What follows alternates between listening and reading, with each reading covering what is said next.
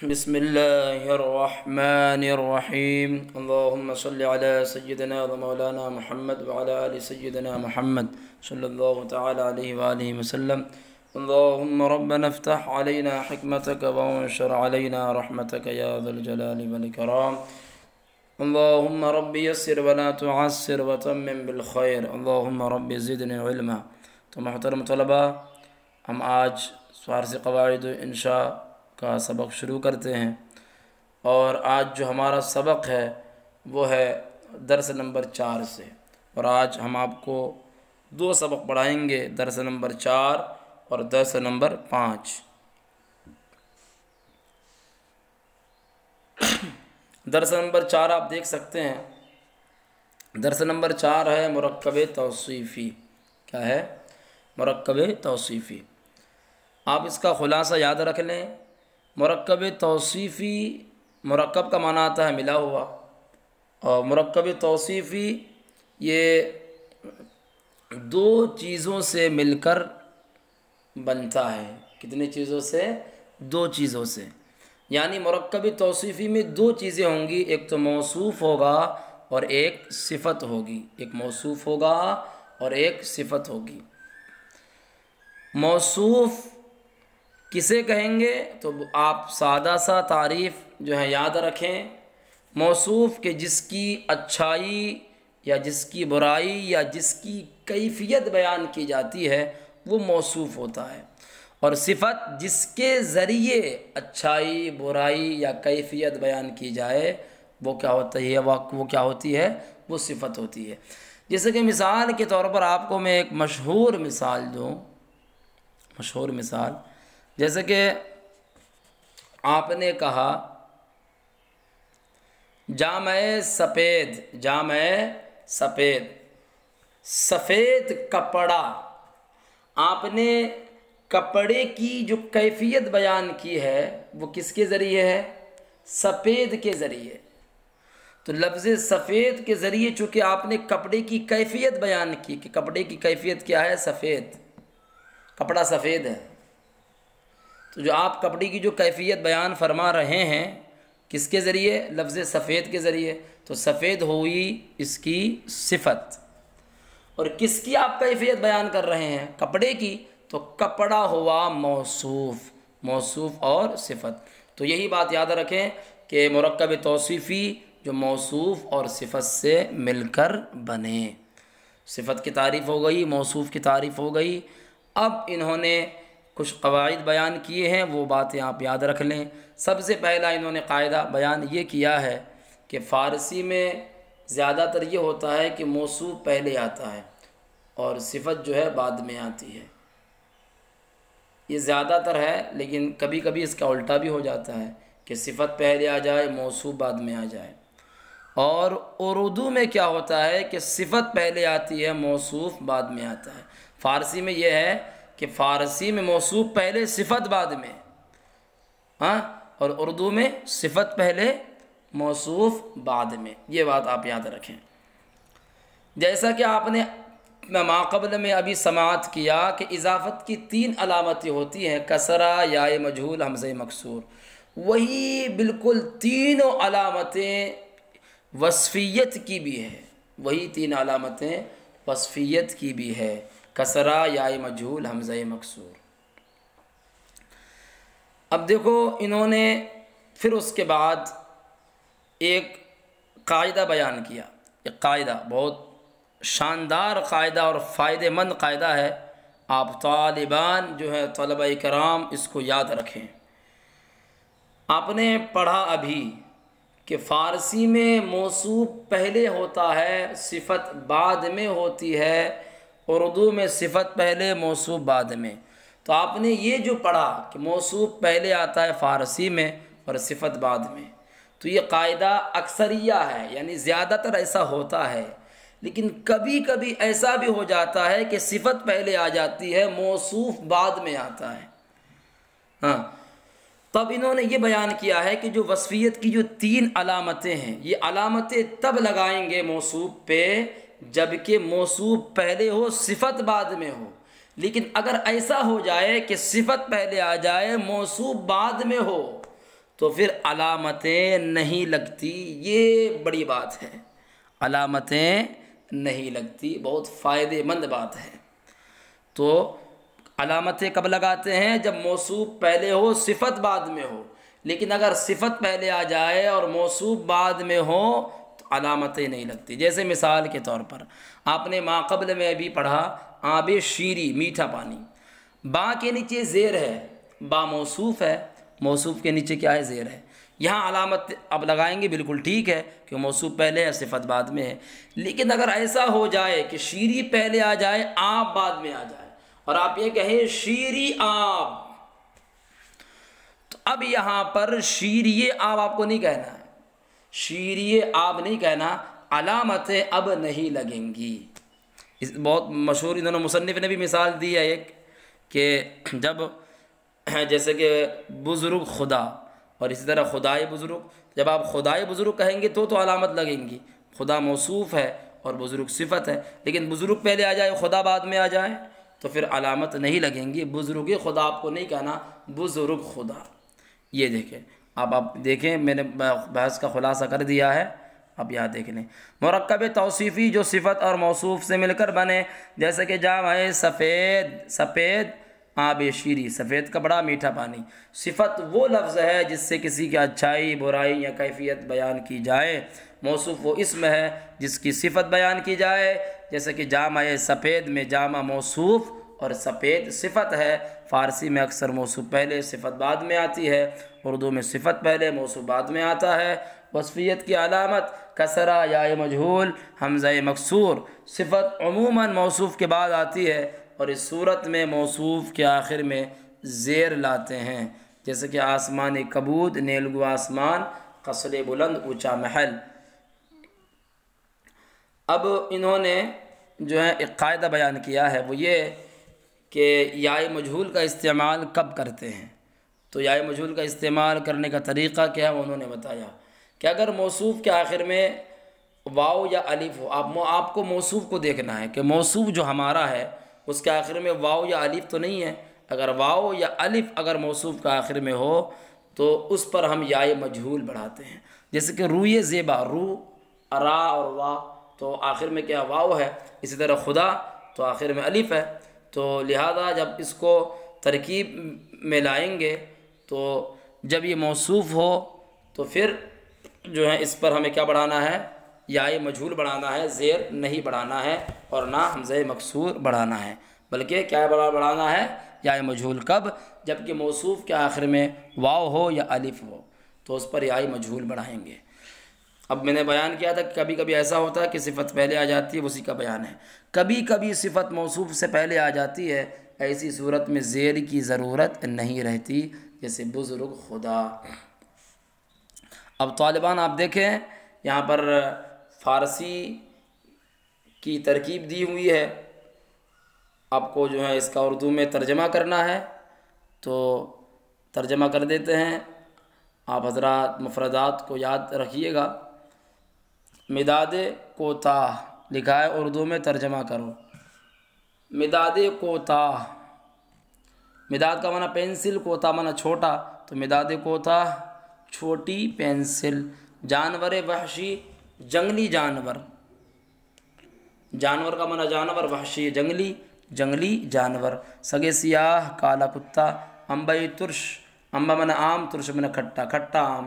کارد کند، بھتری چھری، کارد معنی چھری، کند معنی بھتری، بھتری چھری۔ مرد دلیر، بہادر مرد۔ سبوئے کہنا، سبو معنی گھڑا، کہنا معنی پرانا، پرانا گھڑا۔ منائی منقش، مینا معنی بوتل، منقش کا معنی نقش کیا ہوا، نقش کیا ہوا بوتل۔ چشمہ صافی، صاف چشمہ۔ خامہ نو، نیا قلم۔ سخن تلخ، تلخ معنی کڑوی، سخن معنی بات، کڑوی بات، کڑوی بات۔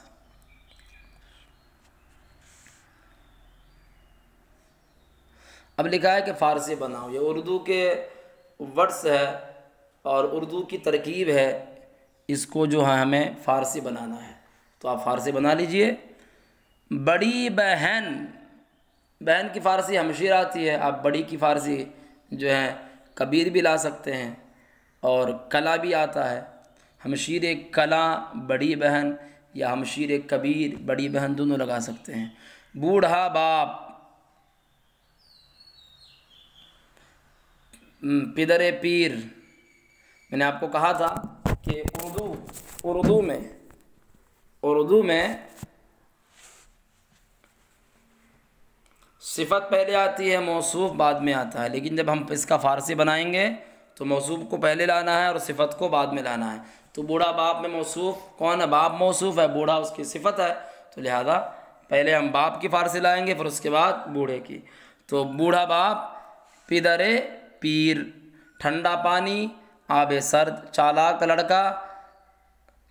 لڑکا، پسرے چابک، خوبصورت عورت، زن خوب، تیز چاقو، چاقو یہ تیز، نوعمر لڑکی، لڑکی کی فارسی دختر آتی ہے، اور نوعمر کے فارسی کم سن، دختر کم سن، چوڑا کمرہ، کمرے کی فارسی اطاق، اور کشادہ، چوڑا کی کشادہ، چوڑا کمرہ، اطاق کشادہ، لنگڑا آدمی، لنگڑا کی فارسی لنگ آتی ہے، آدمی کی فارسی مرد آتی ہے، تو لنگڑا آدمی، مرد لنگ، بھاری بوجھ، باریں گراں، اندھی عورت، زن نابینا، عقل مند مہمان، مہمان عاقل۔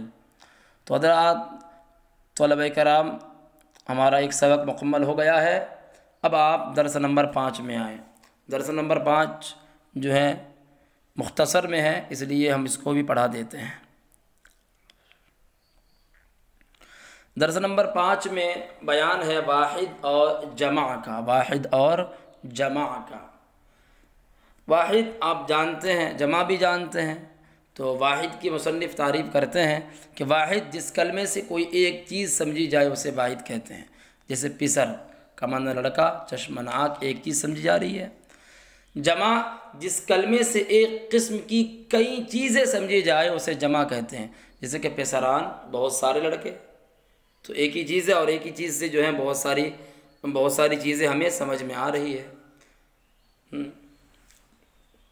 چشم، آنکھ، چشمہ، بہت ساری آنکھیں، اسپہا، بہت سارے گھوڑے، مدارس، بہت سارے مدرسے، یہ واحد اور جمع کی تعریف ہو گئی۔ اب انہوں نے نیچے جو ہے واحد اور جمع کے کچھ قواعد دیے ہیں کہ ہم کس طرح بنائے واحد سے جمع۔ تو یہ بہت امپورٹنٹ اور بہت ضروری بات ہے، اس کو آپ دھیان سے سنیں۔ دیکھیں، آپ جس لفظ کی جمع لا رہے ہیں، پہلے آپ اس لفظ کو دیکھیں کہ وہ لفظ یا تو ایسی چیز کے لیے استعمال کیا گیا کہ جس میں جان ہے، یا ایسی چیز کے لیے استعمال کیا گیا ہے کہ جس میں جان نہیں ہے۔ تو اگر آپ جس لفظ کی جمع لا رہے ہیں، اگر وہ لفظ ایسی چیز کے لیے استعمال کیا گیا کہ جس کے اندر جان ہے، تو جب ہم اس کی جمع لائیں گے تو اس کے آخر میں ہمیں الف اور نون بڑھا دینا ہے، یہ کرنا ہے آپ کو۔ اگر وہ لفظ غیر جاندار یعنی ایسی چیز کے لیے استعمال کیا گیا کہ جس کے اندر جان نہیں، تو جب ایسے لفظ کی ہم جمع بنائیں گے تو ایسے لفظ کی جمع بناتے وقت ہمیں اس کے آخر میں ہا الف بڑھا دینا ہے، یعنی ہا الف زبر ہا۔ لیکن طلبہ یہ بات آپ یاد رکھیں، کبھی کبھی اس کا الٹا بھی ہو جاتا ہے، کبھی اس کا برعکس بھی ہو جاتا ہے۔ جیسا کہ مثال کے طور پر مردم ہے، تو جب اس کی ہم جمع لائیں گے تو آخر میں ہمیں کیا بڑھانا ہے؟ مردما، الف نون بڑھا دینا ہے، تو ہو جائے گا مردما۔ اسی طرح پسر ہے تو آخر میں الف نون بڑھا دیں گے تو پسران۔ اب لفظ پسر جو ہے ایسی شے کے لیے استعمال کیا گیا ہے کہ جس کے اندر جان ہے، معنی ہے لڑکا، اور لڑکے کے اندر جان ہوتی ہے۔ اسی طرح لوگ، مردم کا معنی لوگ، تو لوگوں کے اندر جان ہوتی ہے نا، تو مردم کا لفظ ایسی چیز کے لیے استعمال کیا گیا ہے جس کے اندر جان ہے۔ تو لہذا جو ہے جب اس کی ہم جمع بنائیں گے تو اس کے آخر میں ہمیں الف نون بڑھانا ہے۔ اب دیکھیں آپ، کتاب کا جو لفظ ہے یہ غیر جاندار چیز کے لیے استعمال کیا گیا، کتاب کے اندر جان نہیں ہوتی، تو لہذا کتاب کا لفظ جو ہے غیر جاندار چیز کے لیے استعمال کیا گیا۔ اسی طرح جامہ معنی کپڑا، تو کپڑا، جامہ کا استعمال جو کپڑے کے لیے کیا گیا ہے، کپڑے کے اندر تو جان نہیں ہوتی ہے، تو لہذا جب ایسی چیزوں کی ہم جمع لائیں گے غیر جاندار چیزوں کی، تو ہمیں آخر میں ہا الف بڑھا دینا ہے۔ لیکن کبھی کبھی اس کا الٹا بھی ہو جاتا ہے، جیسے کہ چشم سے چشمان، اسپ سے اسپہا، مصنف نے خود مثال دی ہے۔ اب ایک بات اور آپ یاد رکھیں، کبھی کبھی ایسا ہوتا ہے کہ کسی اسم کے آخر میں جب ہا ہو، اسم کے آخر میں جب ہا ہو، اور جب ہم اس اسم کی جمع لائیں گے، کون سے اسم کی؟ جس اسم کے آخر میں ہا ہو۔ اب یہاں پر جس اسم کے آخر میں ہا ہو، جب آپ اس کی جمع لائیں گے تو آپ کو دو باتیں دیکھنی ہیں کہ وہ اسم جاندار کے لیے استعمال کیا گیا ہے یا غیر جاندار کے لیے استعمال کیا گیا ہے، یہاں پر بھی آپ کو وہی دیکھنا ہے۔ تو جس اسم کے آخر میں ہا ہے، اگر وہ جاندار کے لیے استعمال کیا گیا اور آپ اس کی جمع لائیں گے تو اس کی جمع لاتے وقت پہلے آپ کو جو اسم کے آخر میں جو ہا ہے، اس ہا کو گاف سے بدلنا ہے، اور گاف سے بدلنے کے بعد اس اسم کے آخر میں آپ کو الف نون بڑھانا ہے، یہ بات ہے۔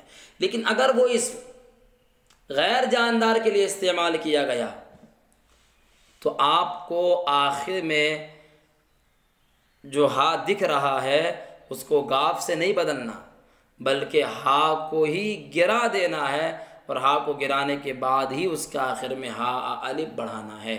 جیسے مثال کے طور پر لفظ خواجہ ہے، تو خواجہ کا جو لفظ ہے یہ جاندار کے لیے استعمال کیا گیا، تو جب ہم اس کی جمع لائیں گے تو لفظ خواجہ میں جو ہا ہے اس کو گاف سے بدلیں گے، گاف سے بدلنے کے بعد آخر میں الف نون بڑھائیں گے تو ہو جائے گا خواجگان۔ لیکن اسی طرح آپ مثال لے لیں جامع، تو جامع کا استعمال غیر جاندار کے لیے کیا گیا، جب آپ اس کی جمع لائیں گے تو پہلے آپ کو کرنا کیا ہے؟ پہلے جامع کے آخر میں جو ہا ہے اس کو گرا دیں آپ، پھر اس کے آخر میں آپ ہا الف بڑھا دیں تو جامع ہو جائے گا۔ یہ مثالیں ہو گئی، تو آپ اردو دیکھ لیں۔ واحد اور جمع، واحد جس کلمے سے کوئی ایک چیز سمجھی جائے اسے واحد کہتے ہیں، جیسے کہ پسر من لڑکا، چشمن آنکھ، اسمن گھوڑا، مدرسہ کا من مدرسہ وغیرہ۔ جمع جس کلمے سے ایک قسم کی کئی چیزیں سمجھی جائے اسے جمع کہتے ہیں، جیسے کہ پسران بہت سارے لڑکے، چشمہ بہت ساری آنکھیں، اسپہا بہت سارے گھوڑے، مدارس بہت سارے مدرسے۔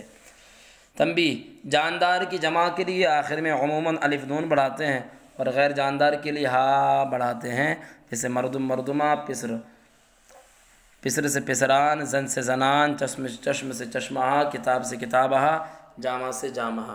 لیکن کبھی اس کے خلاف بھی ہوتا ہے، جیسے چشم سے چشمان بول دیتے ہیں، اسپ سے اسپہا بول دیتے ہیں، اور جب اسم کے آخر میں ہا ہو تو کبھی ہا کو گان سے بدلتے ہیں۔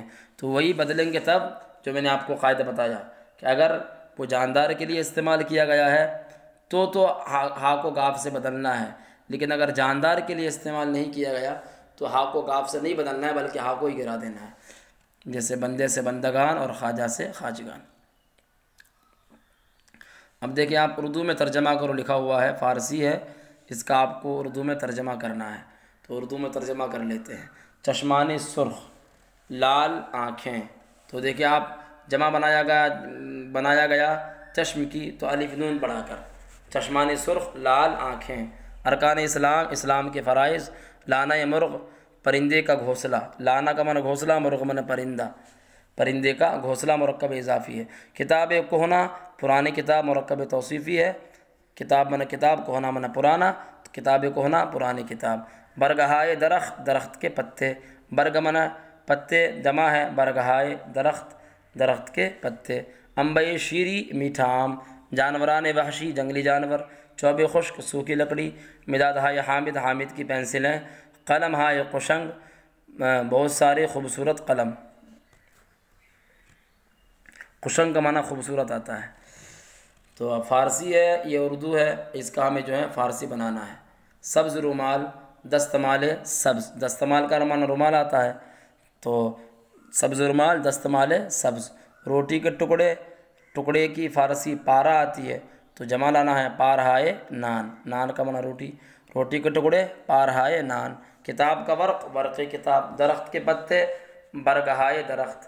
مدرسے کی گھنٹی، گھنٹی کی فارسی زنگ آتی ہے اور مدرسے کی فارسی دبستہ، تو زنگ دبستہ، مدرسے کی گھنٹی۔ بلبل کے گھونسلے، گھونسلے کی فارسی آپ نے پڑھ دی ابھی لانا، تو بلبل کے گھونسلے جمع لانا ہے، بلبل کی فارسی عندلیب آتی ہے، لان ہائے عندلیب۔ میٹھا میوہ، میوہ شیری، پالتو مرغی، مرغی کی فارسی ماکیان آتی ہے، پالتو کی اہلی تو ماکیان اہلی۔ کھٹے لیمو، کھٹے لیمو، لیمون ہائے ترش۔ لمبی چونچ، منقار دراز، منقار دراز۔